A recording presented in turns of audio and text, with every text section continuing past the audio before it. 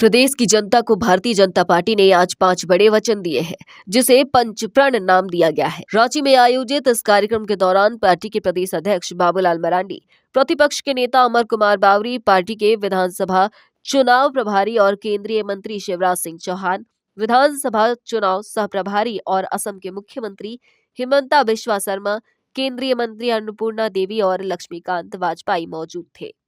संवाददाता को संबोधित करते हुए पार्टी के प्रदेश अध्यक्ष बाबूलाल मरांडी ने पंचप्रण के तहत जिस पहली योजना का जिक्र किया वह है गोगो दीदी योजना। इस योजना के तहत महिलाओं को हर महीने 11 तारीख तक 2100 रुपए दिए जाएंगे। क्योंकि सबसे पहले जैसे हमने कहा कि हम शक्ति की आराधना करते हैं, पूजा करते हैं माँ की,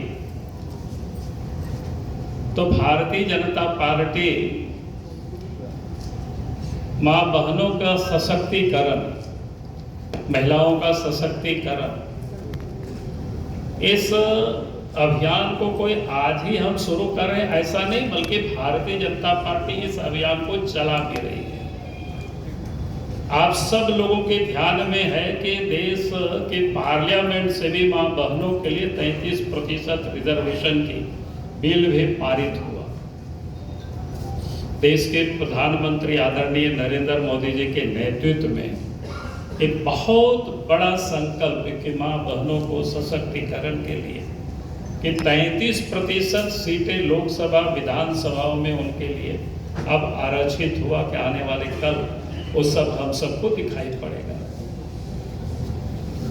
उसके साथ साथ देश के प्रधानमंत्री पहले भी बेटी बचाओ बेटी पढ़ाओ के अंतर्गत सुकन्या समृद्धि योजना की शुरुआत की, हम सबको पता है।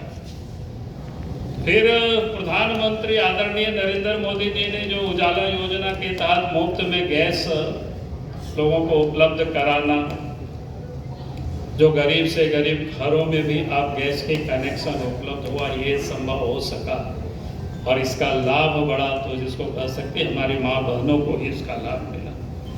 फिर स्वच्छ भारत अभियान आप सबके ध्यान में है, जिससे अपनी माँ बहनों की जो इज्जत, किस प्रकार से उनको परेशानी होता था कि इज्जत घर देने का भी देश के प्रधानमंत्री आदरणीय नरेंद्र मोदी जी ने काम किया। फिर प्रधानमंत्री मातृ वंदना योजना के तहत जो गर्भवती महिला को पहले बच्चे देने पर 5,000 रुपया तक की सहायता, फिर लाखपति दीदी योजना पूरे देश भर में चल रहा है।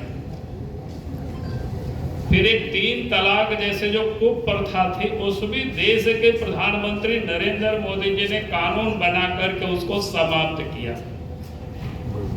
फिर जनधन योजना के तहत मां बहनों के 30 करोड़ खाता भी पूरा देश में खोला गया, हम सब लोग जानते हैं उसका लाभ को भी। फिर सरकारी जो कर्मचारी महिलाएं होती थी कि उनको पहले क्या कहते हैं कि मातृत्व अवकाश उनको 12 सप्ताह ही मिलता था, उसको बढ़ा करके उन्होंने 26 सप्ताह भी किया।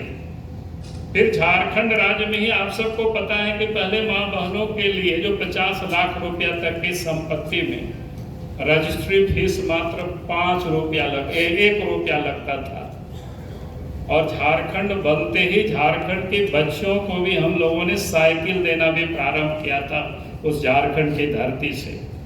मैंने कुछ उदाहरण इसलिए दिया ताकि आप ये समझ सके कि कभी कभी लोगों के दिमाग में आता है कि शायद हेमंत सोरेन कर रहे हैं तो इसी कारण से बीजेपी ये कर रही है।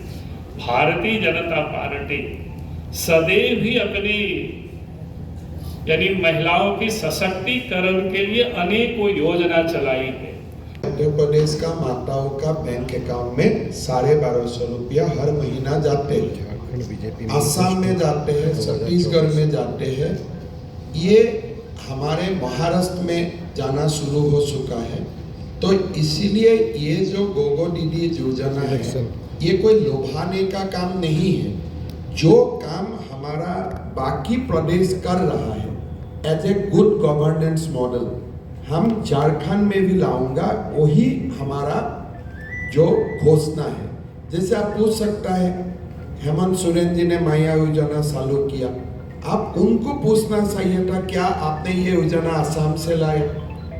क्या ये आपने मध्य प्रदेश से लाया? क्या ये आपने छत्तीसगढ़ से लाया? किस लिए असम, मध्य प्रदेश, महाराष्ट्र और छत्तीसगढ़ हम लोग आज से 2-3-4 साल से ये काम कर रहा हूँ। तो मोदी जी का एक अपना संकल्प है कि बीजेपी शासित प्रदेशों का जो गुड गवर्नेंस मॉडल हो, ये सारा स्टेट में जाए। और हम फॉर्म इसलिए भरवा रहा हूँ कि इसलिए लोगों में ये मैसेज जाना चाहिए कि बीजेपी आपका बैंक अकाउंट में 2100 रुपया डालने का काम करेगा जब सरकार बनेगा। और कोई हम छुपा के फॉर्म नहीं फिलअप करवा रहा हूँ, हम जानबूझ के ये पब्लिकली फॉर्म फिलअप करवा रहा हूँ। उससे हमारा प्रतिबद्धता को दर्शाता है कि कितना हम कॉन्फिडेंट है। हमें कोई केंद्रीय सरकार से पैसा आएगा तब 2000 दूंगा, हमारा कोई कंडीशन नहीं है। हम प्रतिबद्ध है गोगो और दीदी के लिए, और हम सरकार आने का पहला कैबिनेट में ही ये 2100 रुपया का ट्रांसफर हम शुरू कर देंगे।